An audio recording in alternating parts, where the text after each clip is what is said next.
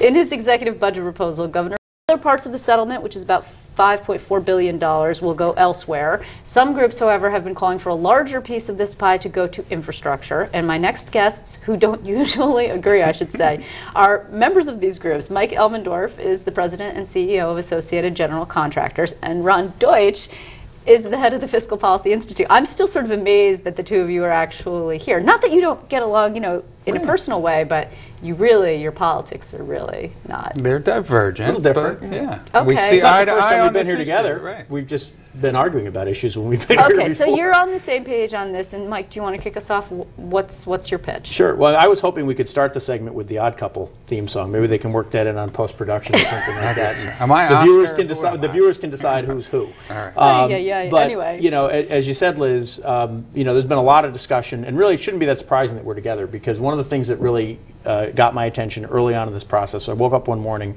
and saw an article that was co-authored by E.J. McMahon and Richard Brodsky, agreeing that the windfall should go towards meeting the state's huge infrastructure needs, which, by the way, are so huge that even if you spent the entire windfall on them, you'd be making a nice down payment and not much more on those needs. So this is one of those issues that really sort of transcends partisan politics. We've been around the state with state legislators, local officials, mayors, everybody, the business community, labor, and folks that, you know, don't traditionally agree on these things, like Ron and I on the left or on the right, who all agree that this is an opportunity for us to invest in infrastructure. Okay, so I understand where you're coming from, I mean, general contractor, and we've all talked about this before in sort of different configurations, but jobs, I get it. I mean, for you, largely jobs, I would say, is the motivator. What's your motivation? I think there's no question that New York State needs infrastructure repair. I mean, it's a safety issue, it's a jobs issue, it also talks about the need to attract business to New York State, right? So I guess what we saw as one of the biggest flaws in the governor's executive budget proposal was the use of this $5.4 billion windfall, where he takes $1.5 billion off the top and proposes this, as you know, we've all been calling it the upstate Hunger Games. Yes, we're talking about that right, tonight, where he forces Regional Economic Development Council, 7 of them, to compete for 3 pots of $500 million. We just thought this was, you know, a flawed proposal from the get-go, and we've said all along as well that this is money that should go for infrastructure repair, because if we're looking to attract business to New York State, don't you think, you know, one of the top things that businesses look for is solid infrastructure. Okay. Can I get my goods and services to market? So the governor has made a couple of comments recently that I think have raised some eyebrows. The first of which I think was in response to Mayor Minor, who said, Right. well, we've got so many infrastructure needs that, like, we've had our 100th water main break just this year, which is since January. It wasn't that long ago. And she said, we really need assistance. And by the way, I've got my Syracuse billion, and it's a lot of it is infrastructure. I need some help. And he was like, no, sorry, you've got to fix your own infrastructure, and we'll give you money for jobs when you finish your infrastructure situation.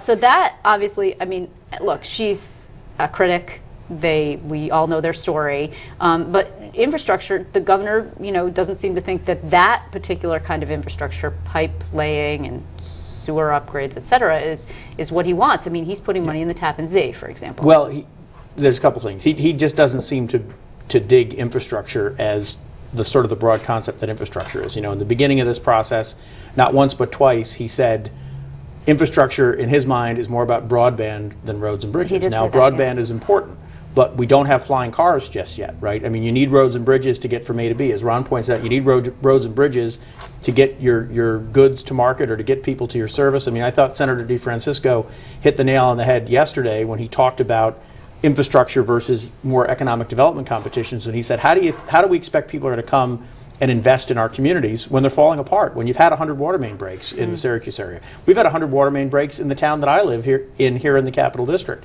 You drive around and you can see the roads are already coming apart, and we haven't really even had, we hope we're having, but we haven't even had the first serious thaw yet. And then just last week, you had local officials from all over the state who came to the Capitol, county highway superintendents and others, making the case for the needs of it, because you have two systems, right? You have the state system, the DOT system, and then the largely locals. the thruway system that the state's responsible for, but then you have a massive network of local roads and bridges that counties and other localities maintain. They have big problems too. They came to Albany, and what they asked for was dismissed as pork barrel spending. I mean, it's kind of hard for me to conceive it, because a lot of what the governor's talking about it's not that we don't agree with it, it's not that we don't think it's important, but you can't do any of that other stuff if you don't have the infrastructure to support it. It's interesting. That was going to be my second example, right? Because the superintendents were here and they were talking about they wanted more CHIPS funding, right? Which is actually money that would easily sort of and diversely spread all over the state to those local roads. And their argument was, well, it's great that you want to invest in, say, the Tappan Zee, but if you can't get to the Tappan Zee, that's a problem.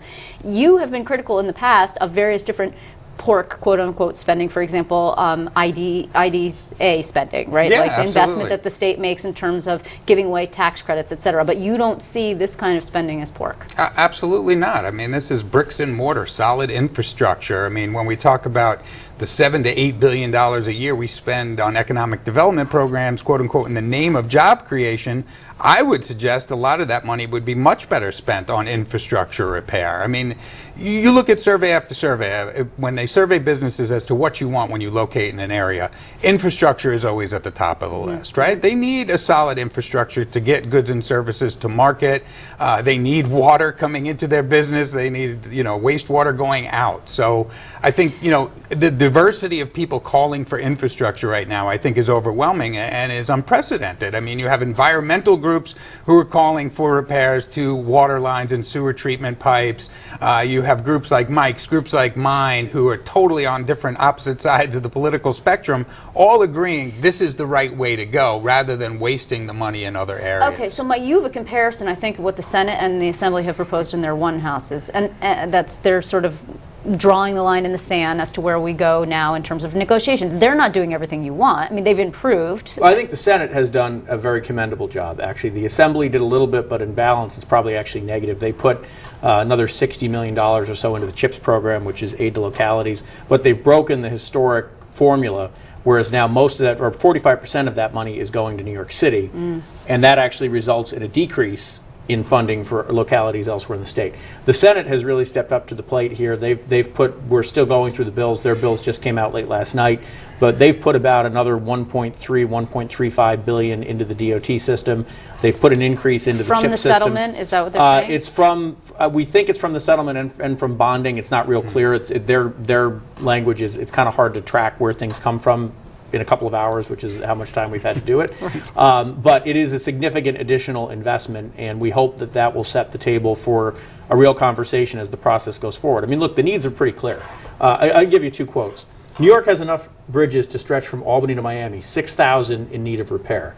New York has enough roadways to circle the earth 1.5 times, 60% in need of repair and maintenance. Where'd that come from? The governor. From the governor's opportunity agenda in the state of the state. So I've got to think one person wrote this part of it, somebody else wrote the speech, because that's not what we heard in the speech, and that's not what we're seeing in the agenda, and we hope the legislature will improve that. Okay, so I mean, we're almost out of time, but I also just want to point out, all of this conversation seems to be sort of getting a little bit lost in the shuffle, because what the governor is really, although today, he's really doubling down on economic development, and that's his focus, and then it was raise the age previously, and then prior to that it was minimum wage, which I know you guys don't agree on, right? I'm like, you don't agree on Probably that. a fair assumption. Okay, good. So we'll leave that aside for now, but you'll come back and you can debate that. The problem is that this is sort of on the back burner, more or less, no matter how many people talk about it, then the governor sort of shunts it aside. And he's like, oh, pork, or oh, fix your own pipes, or whatever.